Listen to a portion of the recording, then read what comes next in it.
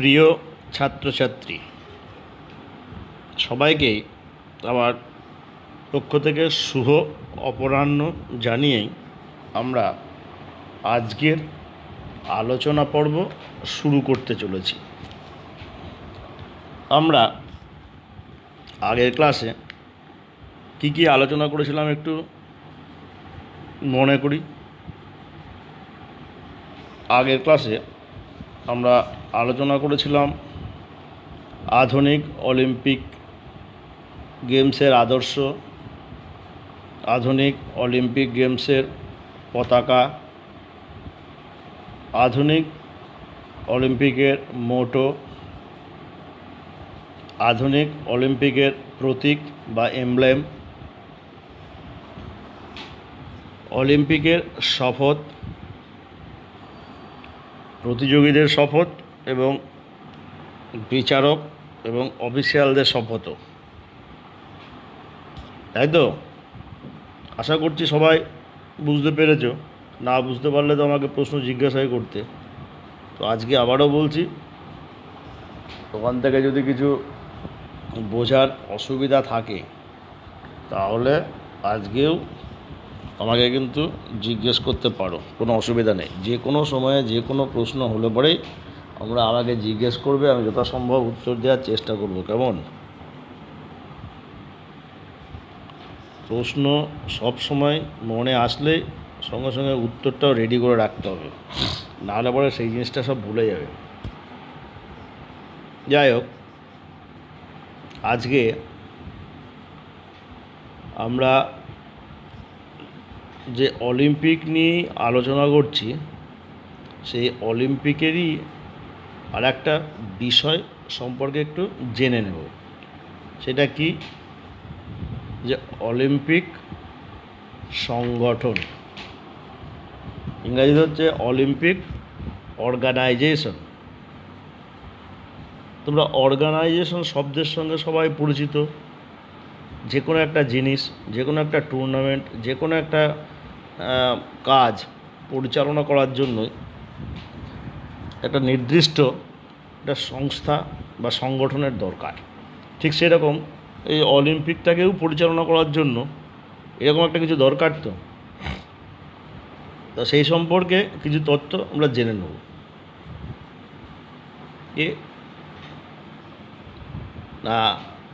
এই আধুনিক যে অলিম্পিক, এই আধুনিক অলিম্পিকের এক এবং অদ্বিতীয় সংগঠক সংস্থার নাম আন্তর্জাতিক Olympic committee, international Olympic committee, যার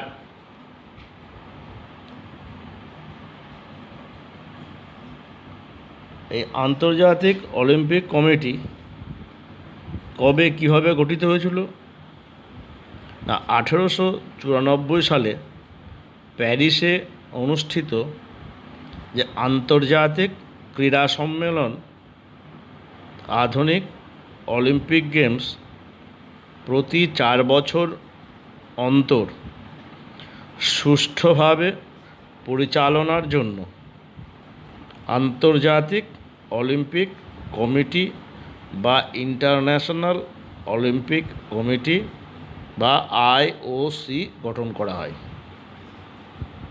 তাহলে এখান থেকে অনেকগুলো প্রশ্ন করে আসে। এই আন্তর্জাতিক ক্রীড়া সম্মেলন, ইন্টারন্যাশনাল অ্যাথলেটিক কংগ্রেস, এর জন্ম কবে হয়? 1894 খ্রিস্টাব্দের 25শে জুন। আন্তর্জাতিক ক্রীড়া সম্মেলন, ইন্টারন্যাশনাল অ্যাথলেটিক কংগ্রেস, এর জন্ম হয় 1894 খ্রিস্টাব্দের 25শে জুন। আর প্যারিসে যে আন্তর্জাতিক সম্মেলন হয়েছিল 1894 সালে, সেখানেই এই 4 বছর পর পর অলিম্পিক গেমসকে পরিচালনা করার জন্য একটা কমিটি গঠন করা হয়। সেই কমিটির নাম কি? কমিটির নাম হচ্ছে IOC, পুরো নাম হচ্ছে ইন্টারন্যাশনাল অলিম্পিক কমিটি। পরীক্ষায় প্রায় দেয়, আইওসির ফুল ফর্ম কী? International Olympic Committee. এটা কত সালে জন্ম হয়? 1894। যদি কেউ ইংরাজি স্পেলিংয়ে যদি ভুল লেখে তাহলে কিন্তু নম্বর কাটা, তাহলে একদম, না হলে বাংলায় লিখতে পারো আন্তর্জাতিক অলিম্পিক কমিটি, না হলে বাংলা হরফ দিয়েই হর্ষই দন্তের নয়টে আঁকা বয় শূন্য র দন্তন্নয় জফলা আঁকা এরকম করে ইন্টারন্যাশনাল অলিম্পিক কমিটি এরকম লিখলেও হবে। এই কমিটিটাই এই আধুনিক অলিম্পিক গেমস পরিচালনার একটা সর্বময় সংস্থা। এই যে আইওসি, এর মেন কার্যালয়, সদর দপ্তর কোথায়? এর সদর দপ্তর হলো লুসান, সুইজারল্যান্ডের লুসান নামক স্থানে। লুসান, দন্ত লয় হর্ষউ দন্তস্বয় আঁকা দন্তন্য, লুসান। তাহলে এই সংস্থায় আধুনিক অলিম্পিকের মান উন্নয়নে শুধু পরিচালনার দায়িত্বপ্রাপ্ত কমিটি। কিভাবে মানের উন্নয়ন ঘটানো যায়, কিভাবে পরিচালনা করা যায়, তার একটা প্রধান কমিটি। এই কমিটি প্রয়োজন আর চাহিদা অনুযায়ী নিয়মের পরিবর্তন, নতুন সংযোজন বা বিয়োজন ইত্যাদি করবার ক্ষমতাপ্রাপ্ত। মানে এই কমিটি চাইলে তার যুগের চাহিদা অনুসারে বা বর্তমান চাহিদা অনুসারে নিয়মের পরিবর্তন করতে পারে, নতুন নিয়ম সংযোজন করতে পারে, যোগ করতে পারে, বা কিছু নিয়ম আছে সেগুলোকে বাদ দিতে পারে। এর জন্য সম্পূর্ণ ক্ষমতা আছে আইওসির। এই কমিটি স্থির করে পরবর্তী অলিম্পিক কোথায় হবে, কোন শহরে অনুষ্ঠিত হবে ইত্যাদি। প্রথম আন্তর্জাতিক Olympic Committee Pierre de Fredy Baron de কিউবার্টিনের নেতৃত্বে তৈরি হয়। আন্তর্জাতিক অলিম্পিক প্রথম যেটা তৈরি হয় কার নেতৃত্বে তৈরি হয়? না, ব্যারন ডি কিউবার্টিনের নেতৃত্বে। কতজন সদস্য ছিল? 15 জন মূল সদস্যকে নিয়ে। এটা কিন্তু প্রশ্ন আসে যে প্রথম আইওসির মূল সদস্য সংখ্যা কত? 15 জন, 15। যদিও প্রথমবারে কিউবার্টিন কমিটির কার্যকরী সম্পাদক ছিলেন এবং প্রথা অনুযায়ী আইওসির সভাপতিও ছিলেন।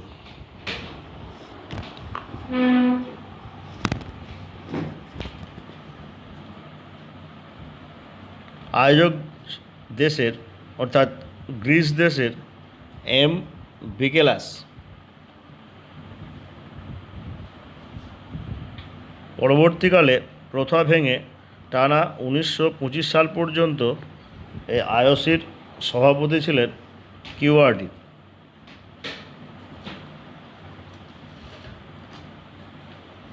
আইওসির অধীনস্থ বিভিন্ন দেশের জাতীয় অলিম্পিক কমিটির একজন সদস্য এই আন্তর্জাতিক কমিটির সদস্য হিসেবে থাকেন। আইওসিতে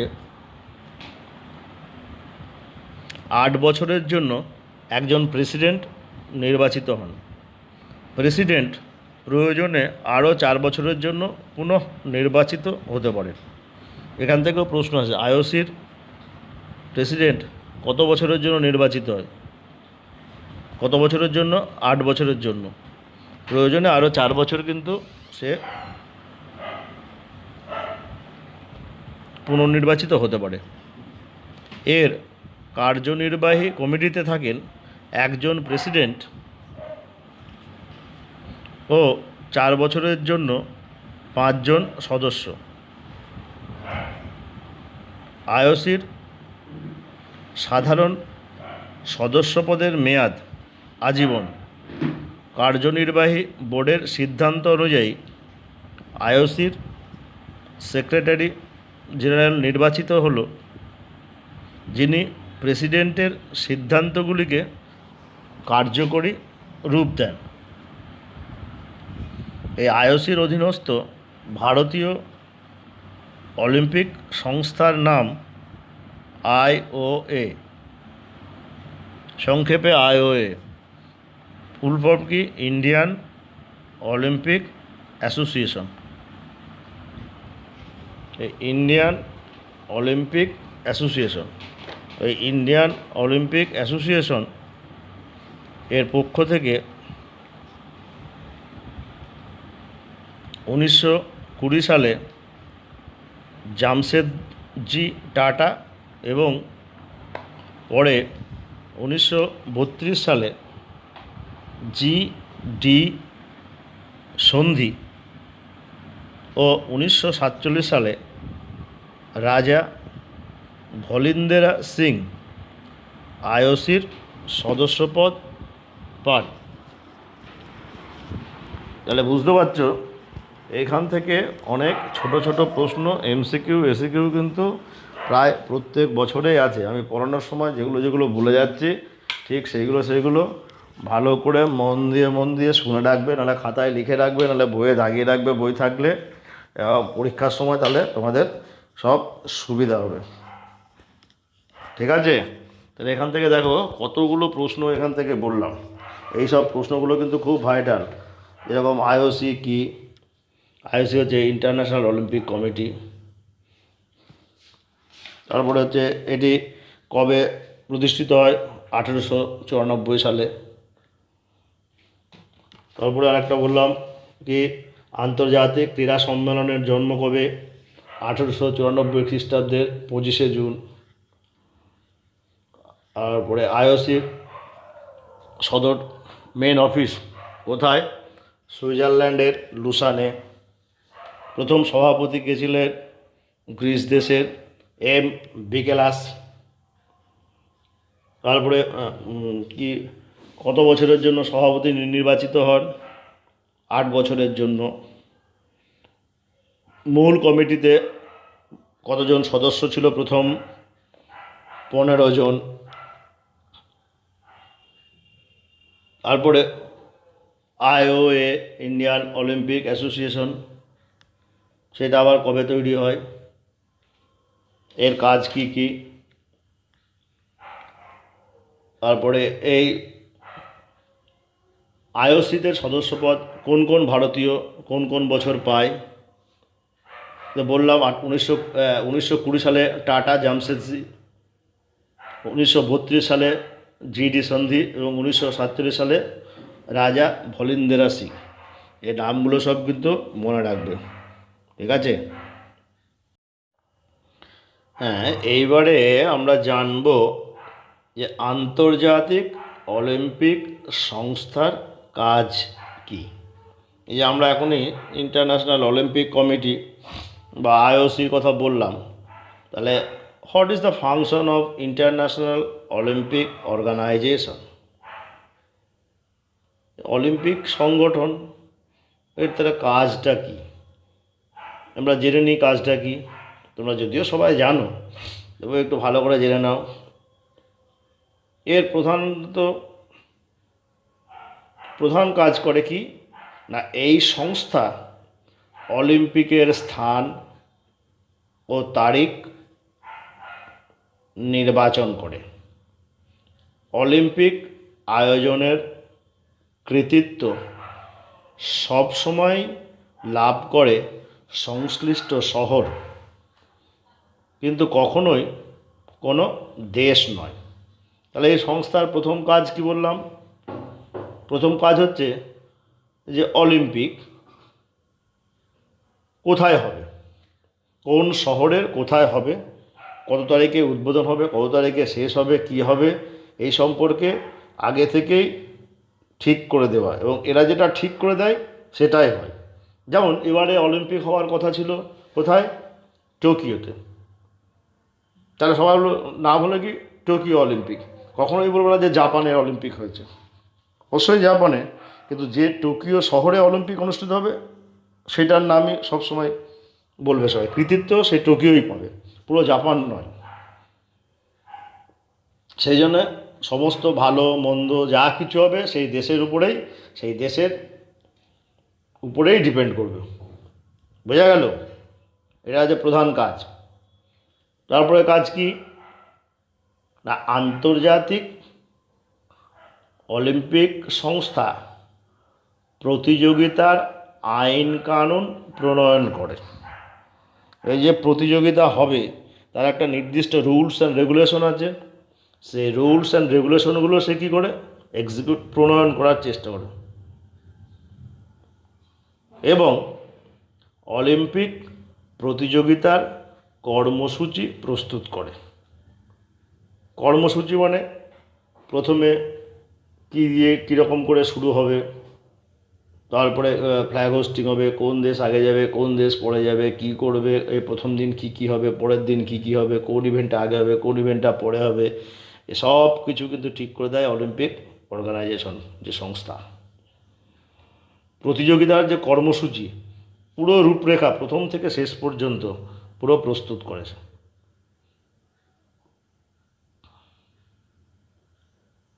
কিন্তু কী করে না, প্রতিযোগিতার যে প্রযুক্তিগত এবং ব্যবহারিক বিষয়গুলো নির্দিষ্ট করে সংশ্লিষ্ট ক্রীড়া ফেডারেশন। তো অবশ্যই প্রতিযোগিতার কিছু কিছু প্রযুক্তিগত দিক থাকে, টেকনিক্যাল দিক, আর যে প্র্যাকটিক্যাল দিক, তো সেই টেকনিক্যাল এবং প্র্যাকটিক্যাল যে বিষয়গুলো, সেই বিষয়গুলো কিন্তু দেখে সংশ্লিষ্ট ক্রীড়া ফেডারেশন।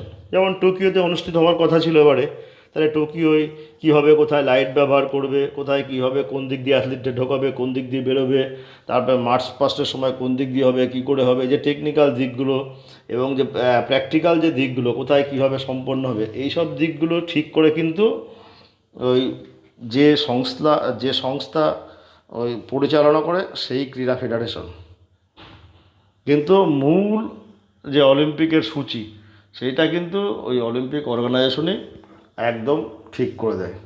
কিন্তু প্র্যাকটিক্যালি কীরকমভাবে এক্সিকিউট হবে, কীরকম করলে ভালো হবে, কীরকম করলে সুবিধা হবে, পরপর কোনো অসুবিধা হবে না, সেইটা ডিপেন্ড করে আবার ওই সংশ্লিষ্ট যে ক্রীড়া ফেডারেশন যারা পরিচালনার দায়িত্বে থাকে সেই শহরের, তাদের উপরে ডিপেন্ড করবে। এরপরে আমরা একটু দেখে নিই এই অলিম্পিক আয়োজন ও খেলাধুলোর প্রস্তুতি, এই preparation and arrangement of Olympic games. এই অলিম্পিক গেমসটাকে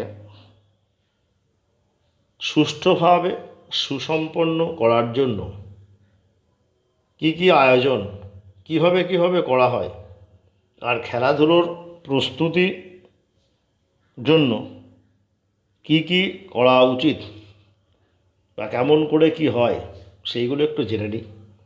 অলিম্পিক আয়োজন ও খেলাধুলোর প্রস্তুতি, preparation and arrangement of Olympic games. Olympic আয়োজিত হয়, আমরা আগেই বলেছি, 4 বছর অন্তর। এ প্রসঙ্গে বলে রাখি, প্রথম বিশ্বযুদ্ধের সময়, দ্বিতীয় বিশ্বযুদ্ধের সময় কিন্তু অলিম্পিক গেমস অনুষ্ঠিত হয়নি, আর এই করোনার জন্য 2020 সালেও এটাও অনুষ্ঠিত হলো না। এগুলো সব মনে রাখবে কিন্তু। তাছাড়া প্রত্যেক 4 বছর পরই অলিম্পিক আয়োজিত হয়। এই 4 বৎসরকে বলা হয় একটি অলিম্পিয়াড।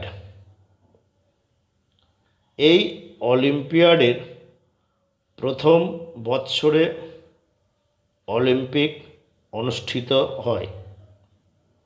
আয়োজন ও খেলাধুলোর সংখ্যার দিক থেকে এটি বিশ্বের সবথেকে বড় ক্রীড়া অনুষ্ঠান। তাহলে কী বলছে, আয়োজন আর খেলাধুলোর সংখ্যা, এই দুটোর দিক থেকে এটাই হচ্ছে বিশ্বের সবচেয়ে বড় ক্রীড়া অনুষ্ঠান। বিশ্বের বিভিন্ন প্রান্ত থেকে অনেক ক্রীড়াবিদ, পরিচালক ও দর্শকরা এই ক্রীড়া অনুষ্ঠানে সমবেত হন। তাই সৌভ্রাতৃত্ব ও সৌহার্দ্য বিস্তারের মাধ্যমে অলিম্পিক আন্দোলন সমগ্র বিশ্বকে একত্রিত করে। তাহলে এটা হচ্ছে অলিম্পিক গেমসের একটা ভালো দিক।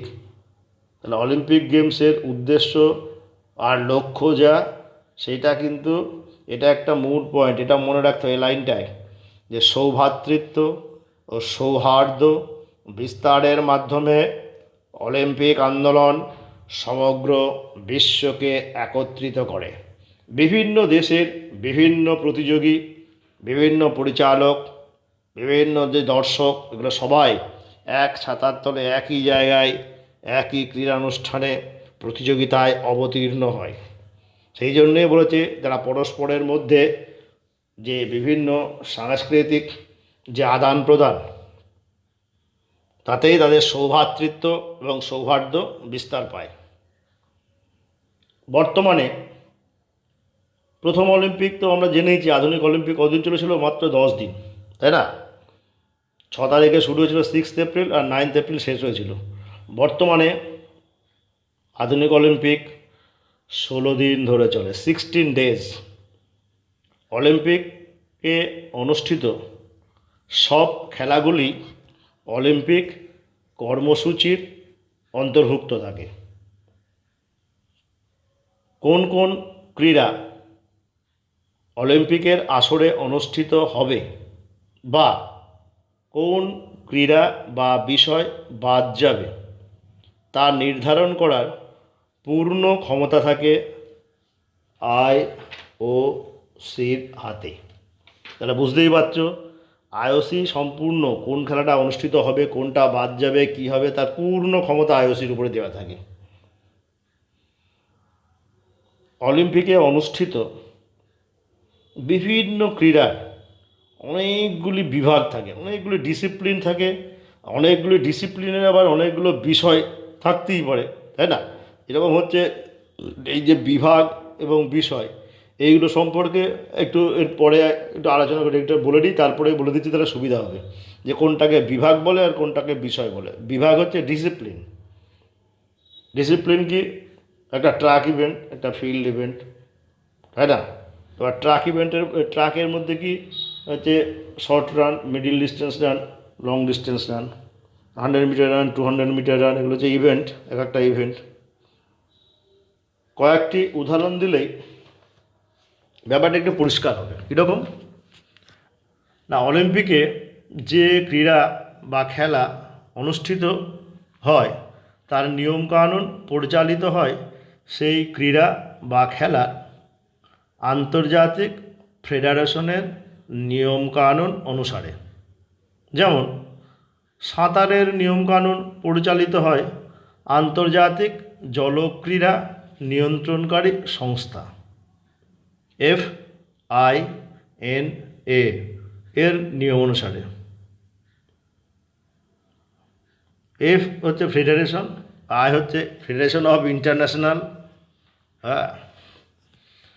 আর একটি ক্রীড়ার অনেকগুলো বিভাগ থাকতে পারে। যেরকম ধরো ওই যে বললাম জলক্রীড়া, এর বিভাগ কী কী আছে? ড্রাইভিং আছে, ওয়াটার পোলো আছে। আবার এক একটি বিভাগের অনেকগুলি বিষয় থাকে। যেমন ট্র্যাক অ্যান্ড ফিল্ডের বিভাগের, এটা একটা বিভাগ, ট্র্যাক অ্যান্ড ফিল্ড বললাম, এর একটা বিষয় হলো কি 100 মিটার রান, তাই না? এ সম্পর্কে তোমাদের একটা জিনিস জেনে নেওয়া দরকার, যে ওই ট্র্যাক অ্যান্ড ফিল্ড ইভেন্টে তোমরা স্কুলেও দেখেছো, এতেও দেখেছো, কী কী দেখেছো, কী কী ইভেন্ট থাকে আমরা জানি। এই স্পোর্টসে মোটামুটি 3 রকমের ইভেন্ট থাকে। একটা হচ্ছে রানিং ইভেন্ট, একটা হচ্ছে জাম্পিং ইভেন্ট, আর একটা হচ্ছে থ্রোয়িং ইভেন্ট। ওই যে রানিং ইভেন্ট আমরা বলেছিলাম মোটো, সিটিয়াস, অল্টিয়াস, ফর্টিয়াস। সিটিয়াসের মানে কি আরও দ্রুততর, আরও জোরে দৌড়াও, আরও জোরে দৌড়াও, সেটা হচ্ছে কি রানিং ইভেন্টের জন্যই ছিল। অল্টিয়াস, আরও উঁচুতে লাফাও, আরও উঁচুতে লাফাও। তারপরে এটা হচ্ছে জাম্পিং ইভেন্ট। আর একটা ছিল কি ফোর্টিয়াস। ফোর্টিয়াস হচ্ছে কি আরও জোরে নিক্ষেপ করো, সেটা হচ্ছে কি থ্রোয়িং ইভেন্ট। তাহলে আমাদের অলিম্পিকে এই মোটামুটি এই 3 রকমের ইভেন্টই হচ্ছে থাকে কি আমাদের। তোমরাও দেখেছো, তোমরা হয়তো অনেকের নাম জানো, অনেকের নাম জানো না আর কি। এগুলো একটু জেনে নেওয়া দরকার আর কি। রানিং ইভেন্ট সবাই জানো, তাই না? থ্রোয়িং ইভেন্ট কী কী জানো? Shot put, putting the shot,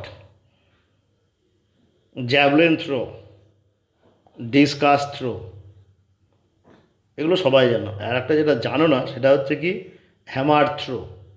hammer মানে হাতুড়ি, হ্যামার থ্রো। ওই যে পিছনে খাঁচার মতন রেখে সেই একটা বড় দড়ির মাথায় মেরে ভালো করে ঘুরিয়ে ছেড়ে দেয়, এটা হচ্ছে থ্রো।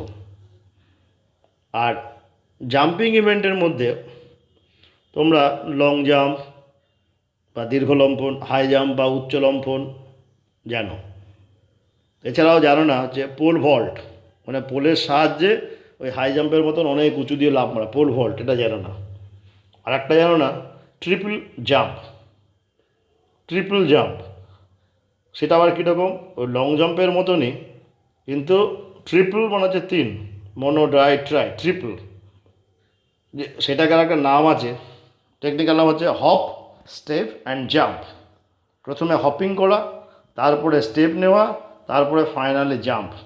সেই জন্য নাম হচ্ছে হপ, স্টেপ অ্যান্ড জাম্প। বর্তমানে এটাকে ট্রিপল জাম্পও বলে। এই যে আন্তর্জাতিক অলিম্পিক কমিটি বা এতক্ষণ ধরে পড়লাম আইওসি, তাহলে এর লক্ষ্য আর উদ্দেশ্য কী? What is the aims and objectives of IOC? আন্তর্জাতিক অলিম্পিক কমিটির লক্ষ্য ও উদ্দেশ্য কী বলতে পারবে? দেখো পরপর শোনো, তোমরা একটু ভালো করে খেয়াল করলে এইসব জিনিসগুলো ও একবার পড়ে বা জেনে নিয়েও কিন্তু প্রশ্ন আসলে লেখা যায়। অলিম্পিক আন্দোলন সমগ্র পৃথিবীব্যাপী ছড়িয়ে দেওয়ার লক্ষ্যে এই সংস্থা নিরন্তর প্রচেষ্টারত। তাহলে অলিম্পিক সংস্থা বা অলিম্পিক অর্গানাইজেশন এর প্রধান লক্ষ্য এবং উদ্দেশ্য কি? বিশ্বব্যাপী, সমগ্র বিশ্বের মধ্যেই এই অলিম্পিক আন্দোলন বা অলিম্পিক গেমস এই ব্যাপারটা সবার মধ্যে প্রবেশ করানো। তো সবার মধ্যে ছড়িয়ে দিলে কি কি হতে পারে? তাহলে দেখো, তাহলে প্রধান উদ্দেশ্যগুলো দেখে নিলেই পরিষ্কার হয়ে যাবে। 1 নম্বর, ক্রীড়ার মাধ্যমে নৈতিকতা ও মূল্যবোধের প্রসারণ ও সমর্থন, এবং একই সঙ্গে যুবক যুবতীদের শিক্ষিত করা। নিরলস প্রচেষ্টার মাধ্যমে সুস্থ ক্রীড়ার ধারণার প্রসারণ ও হিংসা দূরীকরণ। তো বোঝা গেল যে খেলাধুলোর মাধ্যমে এইসব গুণগুলো সব প্রকাশ পায়, নৈতিকতা, মূল্যবোধ, তাই না? এবং সবগুলোকে একসঙ্গে কী হয়ে যায়, একই ছাতার তলায় নিয়ে এসে একই রকম সব কালচারাল সংমিশ্রণ ঘটা যায় এবং পরস্পরের মধ্যে হিংসা বিদ্বেষ সেগুলোকে দূর করা যায়। তো এটা একটা উদ্দেশ্য। সেকেন্ড,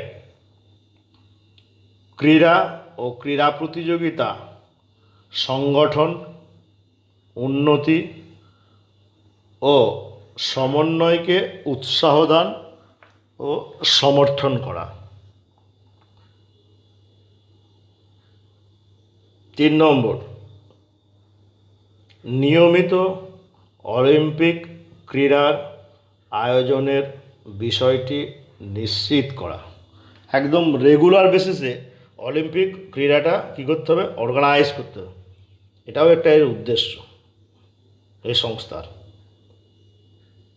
4 নম্বর, সুযোগ্য সরকারি বা বেসরকারি প্রতিষ্ঠান ও সংস্থাকে ক্রীড়ার মাধ্যমে মানবিকতা ও শান্তি প্রতিষ্ঠায় সাহায্য করা বা উৎসাহিত করা। বিভিন্ন রকম সরকারি এবং বেসরকারি প্রতিষ্ঠান আছে এবং সংস্থাও আছে।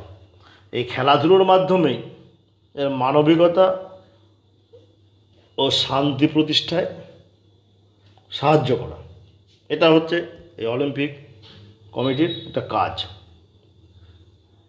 5 নম্বর উদ্দেশ্য কি? অলিম্পিক আন্দোলনকে শক্তিশালী ও ঐক্যবদ্ধ করার লক্ষ্যে এবং তার স্বাধীনতা রক্ষার্থে প্রচেষ্টা চালানো।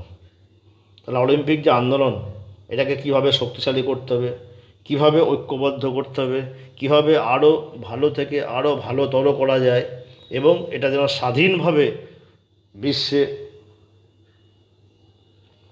প্রকাশমান হতে পারে, সেটাও দেখা হচ্ছে অলিম্পিক কমিটির প্রধান কাজ। 6 নম্বর কাজ, অলিম্পিক আন্দোলনের ক্ষতি সাধনকারী বৈষম্য দূরীকরণ করা।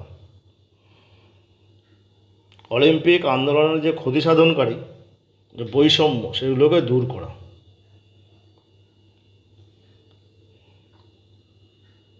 7 নম্বর, পুরুষ ও মহিলাদের মধ্যে সমতার নীতিকে সামনে রেখে ক্রীড়ার সকল স্তরে ও সকল ক্ষেত্রে মহিলাদের অগ্রগমনকে উৎসাহিত করা। কারণ আমাদের সমাজ অনেক প্রাচীনকাল থেকেই পুরুষতান্ত্রিক সমাজ, যে সমাজে পুরুষদেরই সবসময় প্রাধান্য পায়। এই অলিম্পিক সংস্থা বলছে না, এই সমাজে পুরুষ এবং মহিলাদেরই সমান অধিকার, সেই জন্য পুরুষদের সঙ্গে সঙ্গে মহিলাদেরও অগ্রগমন কীভাবে ঘটবে সেই সম্পর্কে ভাবনা চিন্তা করা এবং উৎসাহ প্রদান করা।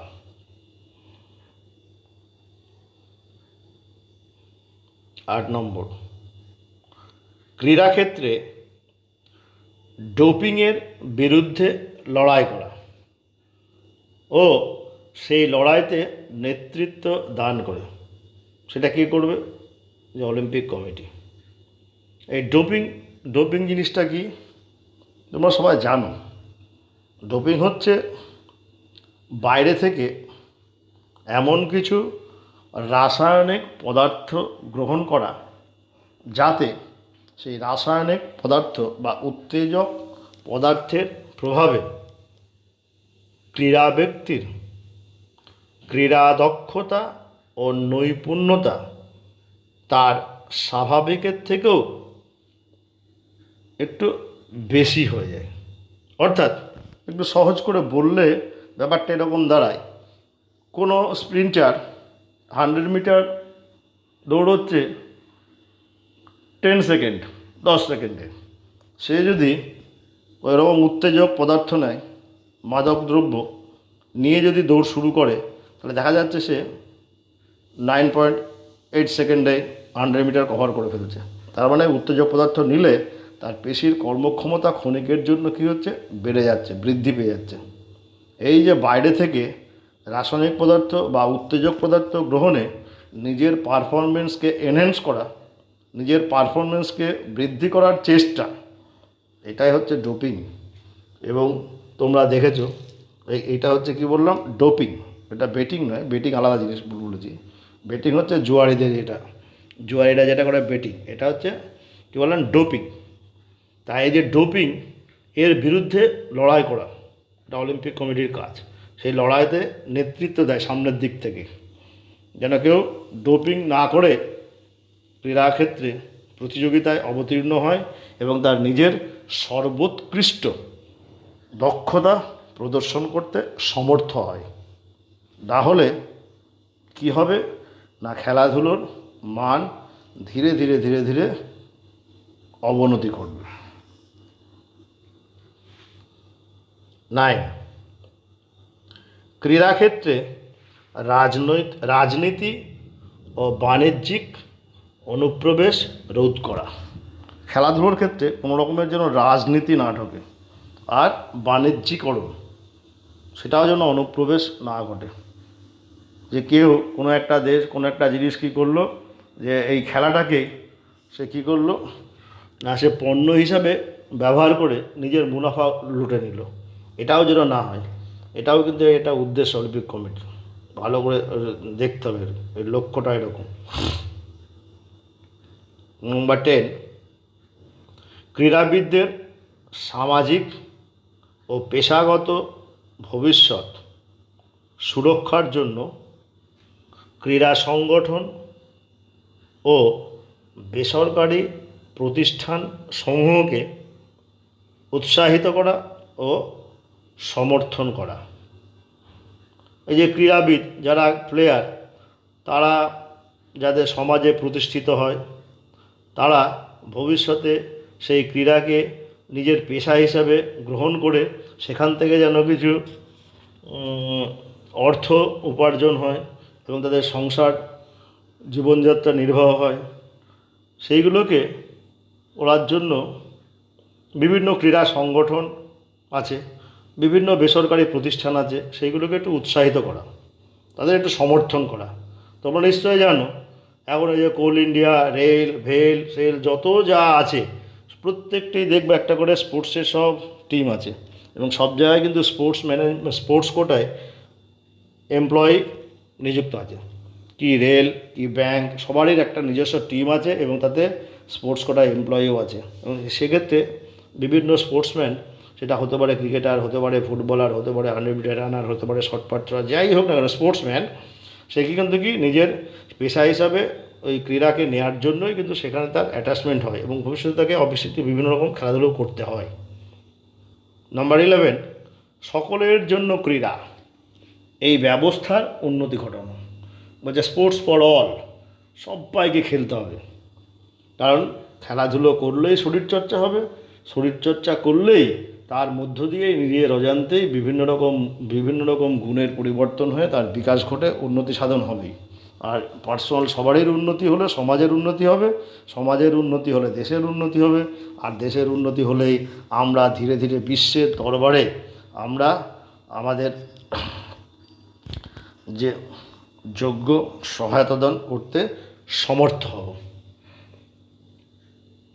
নাম্বার 12, অলিম্পিকের আয়োজক শহর ও দেশ যাতে উপকৃত হয় সেদিকে দৃষ্টি দেওয়া। তো অটোমেটিক হয়। আজকে যদি আমার চাকদাতে যে কোনো একটা ইন্টারন্যাশনাল ভালো খেলা হয়, তাহলে সেই খেলা দেখতে বাইরে থেকে প্রচুর লোকজন আসবে। তারা কী করবে, বিভিন্ন হোটেলে থাকবে, বিভিন্ন রকম জিনিস কিনবে, তাহলে চাকদারই তো দোকান থেকে কিনবে, তাই না? তাহলে কী হলো, চাকদার দোকানদারগুলো অটোমেটিক বিক্রি ভালো হয়ে যাবে, বা খাওয়া দাওয়া, হোটেল ব্যবসা, এরকম সমস্ত রকমের চারিদিকে জিনিসগুলো সব উন্নত হয়ে যাবে। সেই জন্যে যে শহরে আয়োজন হবে অলিম্পিক, সেই শহর বিভিন্ন দিক দিয়ে কিন্তু উপকৃত হবে। আরও বেশি করে কী করে উপকৃত হতে পারে সেটা দেখা হচ্ছে অলিম্পিকের কাজ। এটা অটোমেটিক যে কোনো জায়গায় কোনো ইন্টারন্যাশনাল কোনো ক্রীড়া বা যে কোনো খেলাধুলো বা কোনো কিছু অনুষ্ঠিত হলে সেখানকার অর্থনৈতিক ব্যবস্থা কিন্তু একটু অনেকটাই উন্নত হয়ে যায়। নাম্বার 13, ক্রীড়া ও খেলাধুলাকে সংস্কৃতি ও শিক্ষার সঙ্গে সংমিশ্রিত করবার বিষয়ে উৎসাহ প্রদান করে। যে খেলাধুলো আর ক্রীড়া সংস্কৃতি আর শিক্ষার সঙ্গে সংমিশ্রণ ঘটাতে হবে। অবশ্যই শিক্ষার সঙ্গে খেলাধুলোর সঙ্গে শিক্ষাকে যদি ওতপ্রোতভাবে জড়িয়ে দেওয়া যায়, তবেই কিন্তু একটা শিক্ষার্থী খেলতে খেলতেই শিখবে, শিখতে শিখতেই খেলার ছলে ছলেই শিখবে। এবং যদি সে খেলার ছলেই কিন্তু শেখে, তাহলে কী হবে, লার্নিংটা হবে কি জয়ফুল লার্নিং। এবং জয়ফুল লার্নিং হলেই সে যেটা শিখবে, সে শরীরের বিভিন্ন রকম কার্যক্রমের মধ্য দিয়েই যে বিভিন্ন শিক্ষায় শিক্ষিত হবে, সেই শিক্ষায় তার আমৃত্যু থেকে যাবে, সেটা কিন্তু সে কোনোদিনও ভুলবে না। সেই জন্য এই যে শিক্ষার সঙ্গে সংস্কৃতির একটা সংমিশ্রণ ঘটানো অবশ্যই দরকার। নম্বর 14, আন্তর্জাতিক অলিম্পিক শিক্ষা প্রতিষ্ঠান ও অন্যান্য প্রতিষ্ঠান যেগুলি অলিম্পিক শিক্ষা প্রসারে উল্লেখযোগ্য ভূমিকা গ্রহণ করে তাদের উৎসাহ দান ও সমর্থন করা।